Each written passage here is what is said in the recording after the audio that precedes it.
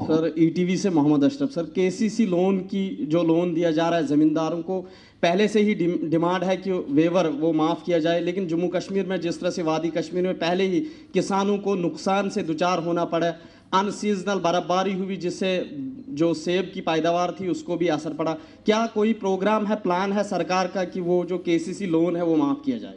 नहीं, वो माफ़ी वाला जमाना खत्म हो गया, ठीक है ना। किसानों की आमदनी हमने 2 सालों में इतनी बढ़ा दी है कि पंजाब हरियाणा के बाद हम आ गए हैं। और मैं आपको कहना चाहता हूं कि ये 5 साल बाद देश में सबसे ज़्यादा आमदनी जम्मू कश्मीर के किसान की होगी। तब G20 से शुरू करता हूं। कल हम लोगों ने बैठक करी थी, अभी तक एक बैठक श्रीनगर में प्रस्तावित है। भारत सरकार से हम लोगों ने अनुरोध किया है कि एक बैठक जम्मू में भी हम करना चाहते हैं, उसकी स्वीकृति अभी नहीं मिली है। जहाँ तक सुरक्षा का सवाल है, आप आश्वस्त रहिए।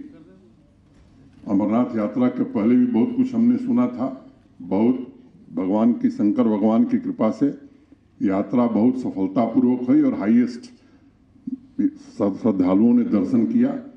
सुरक्षा की चिंता आपको करने की जरूरत नहीं है। वैसे ही उनकी कमर टूट गई है जो लोग सुरक्षा में व्यवधान पैदा करते हैं। पूरी तरह से सुरक्षित वातावरण में बैठक होगी, पूरा उनका सम्मान होगा।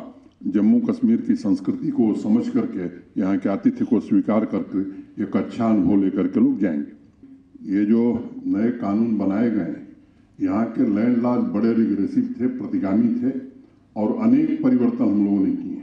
यहाँ कानून ये था कि अगर आर्चर्ड लगाना है किसान को तो भी रेवेन्यू मिनिस्टर से परमिशन चाहिए और काटना है तो भी परमिशन चाहिए। वो कानून हमने बदलाने किस तरह के बदलाव हमने किए। लैंड पासबुक 3 भाषाओं में लोगों को उपलब्ध कराई जा रही है। मुश्किल से 400-500 लोग प्रभावित होने वाले हैं। और मैं आज ये कहना चाहता हूँ कि कोई भी गरीब दुकानदार या गरीब आदमी से प्रभावित नहीं होने वाला है। हाँ, ये सच है कि 100 करोड़ की प्रॉपर्टी अगर 5 रुपए में लेकर के लोग राज कर रहे हैं, तो जो सर्वोच्च न्यायालय का आदेश है, जो देश का आज कानून है, सर्वोच्च न्यायालय का सम्मान मैं भी करूंगा। पूरे देश को करना चाहिए और सबको करना चाहिए। एक तो जम्मू कश्मीर में कौन रहेगा, कौन नहीं रहेगा, कौन ऑफिस खुलेगा, कौन ऑफिस नहीं खुलेगा, इसका फैसला जम्मू कश्मीर प्रशासन और भारत सरकार करेगा। किसी दूसरे के इशारे पर ये काम नहीं होने वाला। वो दिन लद गए, ये आपको ध्यान में रखने की जरूरत है। किसी की यात्रा रोकने का हमारा कोई उद्देश्य नहीं है, लेकिन जब कोविड था तो उसमें बहुत सारी चीजें बंद हो गई थी। क्या स्थिति रहेगी इस पर निर्णय किया जाएगा। और यहाँ पूरी तरह से राजनीतिक गतिविधियों के लिए, लोकतांत्रिक गतिविधियों के लिए सबको आजादी। बस एक ही बात पर पाबंदी है कि भारत के विरोध में कोई काम होगा तो उसे जरूर रोका जाएगा। आपने कश्मीरी पंडित और जम्मू बेस्ड एम्प्लॉइज की बात उठाई है। हाँ, ये सच है, दुखद घटना मई में हुई थी और उस समय से ये भाई हमारे हड़ताल पर थे।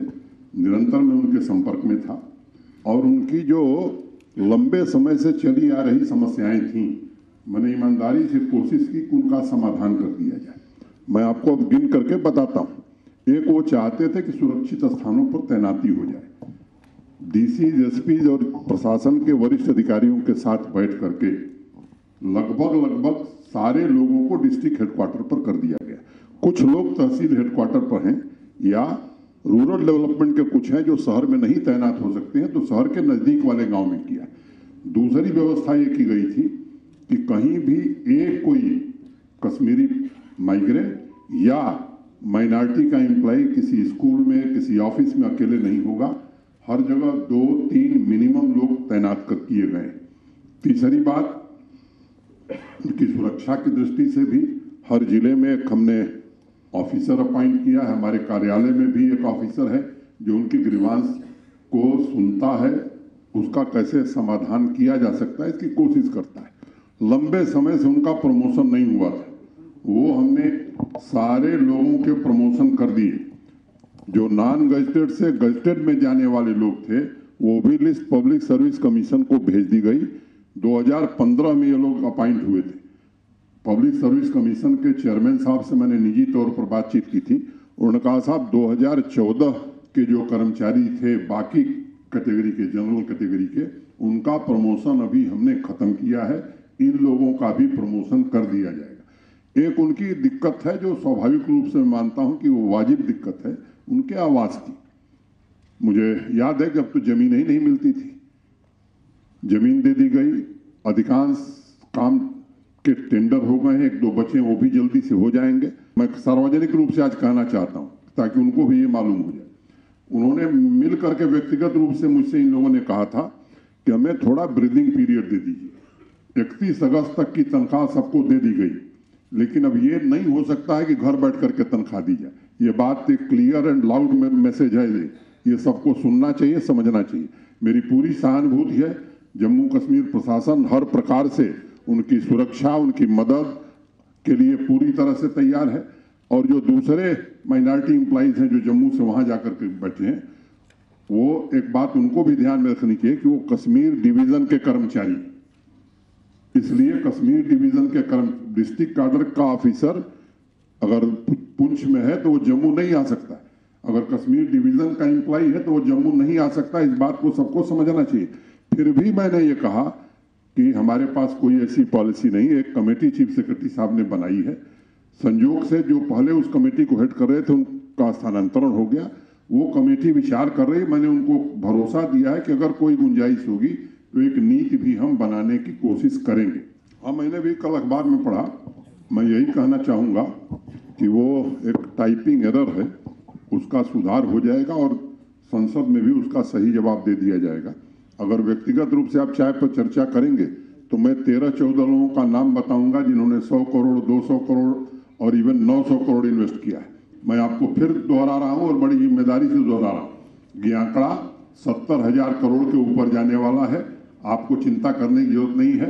मैं आपको विशेष रूप से आमंत्रित करके जब बड़ी वाली फैक्ट्री लगेगी तो वहीं आप से फोटो खिंचवाऊंगा, आपको विशेष मिठाई खिलाऊंगा। ये ACS होम, हमारे पुलिस के अफसर, हमारे इंटेलिजेंस के लोग इसका रिकॉर्ड रखते हैं कि कौन इकोसिस्टम का हिस्सा है, कौन नहीं है।